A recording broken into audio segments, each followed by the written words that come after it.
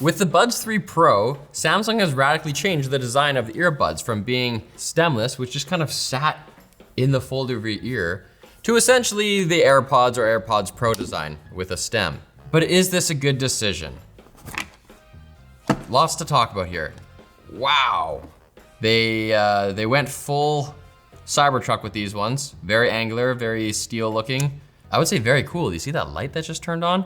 And thankfully the case does not have this weird soft touch that the Buds 2 Pros had. Like look it, you can actually see it peeling off there. And the parts that aren't peeled off, they feel like it's a deteriorating plastic, like it's gonna come off on my finger or something, or I could scratch it off. Yeah, it's so easily scratched. This does not have longevity, and you know, long live the king is dead.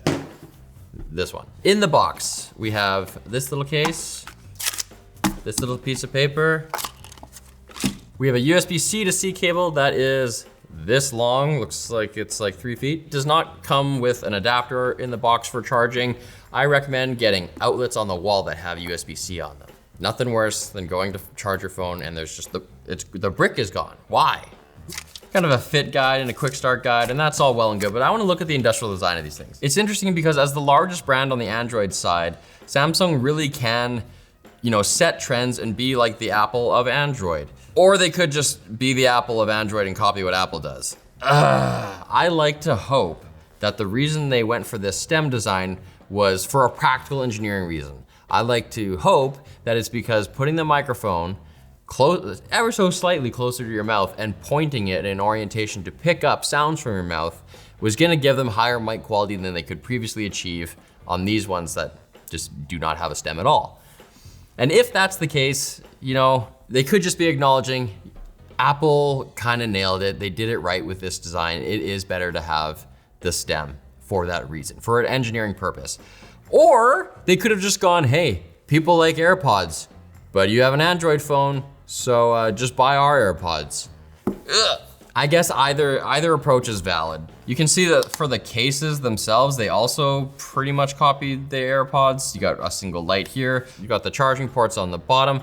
You have a pairing button. Samsung put theirs on the bottom. You've got the hinges. Like, look at that really does look similar. The case for the Samsungs is larger and has a clear top. Whether you get this in white or Cybertruck steel looking gray, the case is clear on the top. I don't know how durable that's gonna be. It might get scuffed and scratched up even in your pocket with keys or coins. But right now, out of the box, it looks slick. The other cool thing about this case is that it has flat areas, so it can stand any which way. You've got left and right indicators on the front here, as well as on the bottom of the stem. Orange for the right side, blue for the left side. The buds themselves, they've differentiated themselves, at least visually, from the AirPods in that they're angular. Pretty cool. There's a slight ridge along the top of this to give it some kind of dimension. There's also a legend indicating this is the left one. There's an L there. Seems to be printed on and not like embossed or anything. I can't feel any texture to that little R. You've got a vent on the top, some holes for microphones. These silicone ear tips have caused some people some problems. Let's see, that's what it looks like inverted. And if I pop it off of there, ooh, it's some resistance. Oh my gosh. Oh, this is actually not squishy. This looks non-standard compared to, let's say, the tips that come with the CMF buds that I just looked at. This is rigid and fits around this driver and pops back on there. Okay, once you line it up, it goes easily.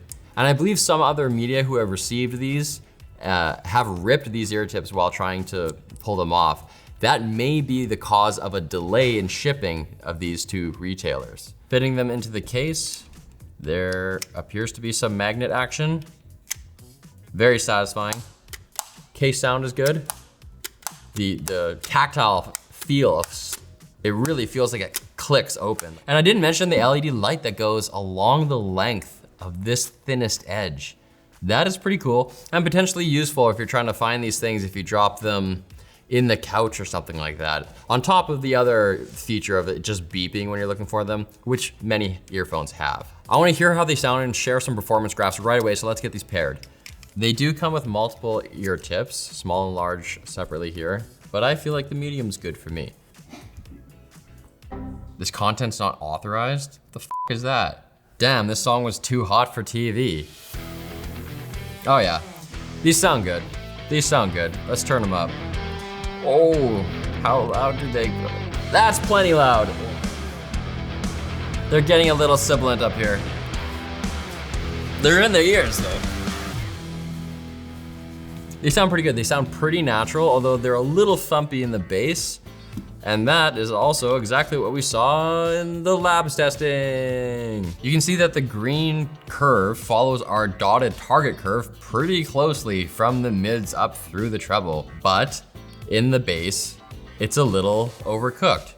However, I would say that that's actually probably the smartest move that Samsung can make. A lot of people prefer a little extra bass, and you can just EQ this out if you want it to sound even more natural. They sound exciting and punchy. One thing to note though is they do not have volume dependent EQ, which means that when you turn the volume down, they do not turn the bass up, which lots of earphones do because our human hearing is less sensitive to bass at lower volumes. These they keep it raw, baby. We also have some measurements for the active noise canceling performance. On this graph, you can see the white line is if you're just not wearing the headphones at all. The green line is the isolation you get from just putting them in your ears, passive isolation. And the red line is if you turn active noise canceling on. So you can see from 800 to 5,000 kilohertz, there's not a lot of change between ANC on and passive isolation, but lower down, you get a lot more of an effect from the active noise canceling. Next, I'm gonna test out the swiping controls and the pinch controls on the stem, as well as doing a mic test right after this message from our sponsor. MotionGrey. Their sit-to-stand desks come in a wide variety of models and sizes, with easy-to-follow instructions and all the tools you need for assembly included right in the box. Check out their Ergo 2 series, one of the most affordable desks of its type on the market. With a 2-segment frame and a quiet but powerful single motor, it has a height adjustment range of 28 to 46 inches and supports up to 176 pounds of weight. That's 80 kilograms for those of you who use the good system.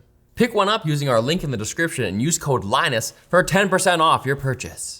There's a capacitive swipe along the length of the stem, but then in a shorter segment of the stem near the bottom, you can actually do a tactile pinch. So let's see how well that works. Okay, this interface takes some getting used to. It's like imagine you're trying to pick up a pyramid. And you're like, yeah, and it's really sticky. It's like that part in Kung Pao when they have the pyramid nipples. Nobody's seen that. To make the button press happen with the pinch, you actually have to pinch both fingers on either side of the triangle and kind of pinch the tip of the blade. So it actually feels kind of weird. Because of the shape of it, it's like your fingers are slipping off of it as you pinch. It works. You can see the icon right here as I squeeze.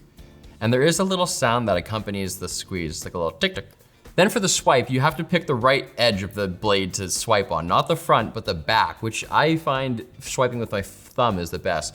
It's great that you can actually adjust the volume of these earphones, which you can't always, on both, up and down, symmetrically.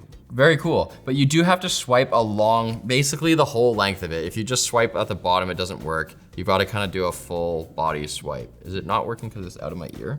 Yes, it is. So it detects, this is capacitive up here too, and it'll actually detect if it's in your head or not. Let's do a quick mic test, and after that, we'll look at some of the customizability in the app.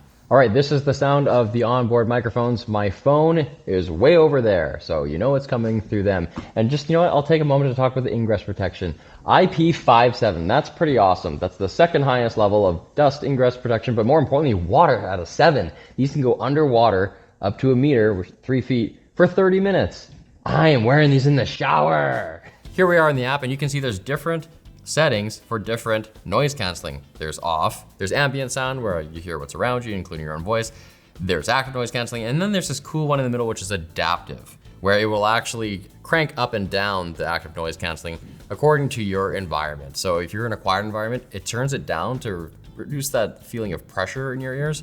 But if you walk by a construction site, it'll turn it back on, or if you get into a car or something like that. There's also auto switching, which has its own settings, including turn on ambient mode when it detects you speaking, or when it detects a siren going by. Although, you know what? Sirens are pretty freaking loud, so I kind of want the opposite of this feature. Not a lot of options for media controls. When you click into this menu, it actually doesn't give you any options. It just tells you what it does, which is 1 pinch for play and pause, 2 for next, 3 for back, and a swipe up and down for volume.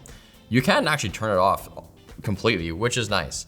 The one thing you can customize is what pinching and holding does on left or right. You can basically cycle through the active noise canceling settings or go to your your assistant Bixby. And then you can toggle on and off whether pinching and hold answers and declines calls. There's also, because there's these cool light bars on the blades or stems, controls for that. So when they're out of the case and not in your ears and you pinch and hold, you will get battery meter. Okay, that's just white. Does that mean that it's like halfway? And what does this mean? Blinking, fade in, fade out. I don't know when it does these things, but it's cool, there's options. Trial and error, guys. Stand in a mirror and mess with it. Neck stretch reminders, what the hell is that? If you hunch over your phone or desk, your head tends to lean forward, which can cause back and neck health issues. Your earbuds can detect your head position and notify you when you've bent your head forward for 10 minutes. This actually might save our planet. This is kind of sick. Oh God, it wants me to calibrate it. Jesus. Look forward with your head level. We did it. Okay, I couldn't actually find how to get to this menu, but using the search function, I typed in equalizer, and here we are. I'm actually quite happy with how many knobs they give you. What is that, 9? They have some presets. This clear one that cranks the bass down a bit might be the out-of-the-box equalizer that gets you closest to neutral, but.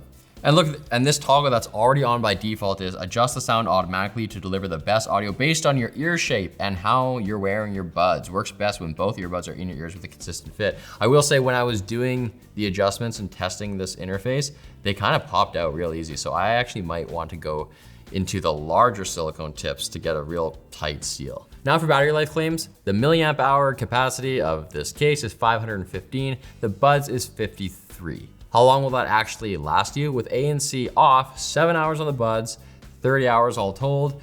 With it on, 6 hours on the buds, 26 hours, including everything. And that actually is an improvement from last year where these things only lasted about 5 hours in your ears with ANC on. So an extra hour, definitely appreciated. One thing that is unchanged from last time around is that the multi-point connectivity where you seamlessly can go from your phone to your other device is only for Samsung. You can go from your Samsung phone or pad or DeX or whatever very seamlessly, but if you're going from your phone to your Windows laptop or your MacBook or something like that, no such luck. They're trying to lock you in with their ecosystem. I don't like that stuff, that's baloney. It should just work with everybody, but I see what you're trying to do there, Android, Apple. For the price, they are $250 US, which is the same as the Airpods Pro, but cheaper than some devices you might see from Sony or maybe Bose. I think it is a reasonable price. The build quality is really great. The sound is very good and neutral. If you want to pay less, $180 for the non-Pro variant, but do note that they're a little different. They're not in-ear like this. They're more like AirPods where they kind of sit on the outside, which you may prefer, but I don't have that in front of me. So I don't know, guys. It seems like there's a good reason to have the stem. No knock against it. Of course, more competition and more diversity of designs in our universe seems like a good thing, but if it works, it works. Let us know in the comments what you think on this. Is this a cop-out? So thanks for watching, guys. If you like this video and want to check out some other stuff from Samsung, Adam was looking at their new watch. Go take a look.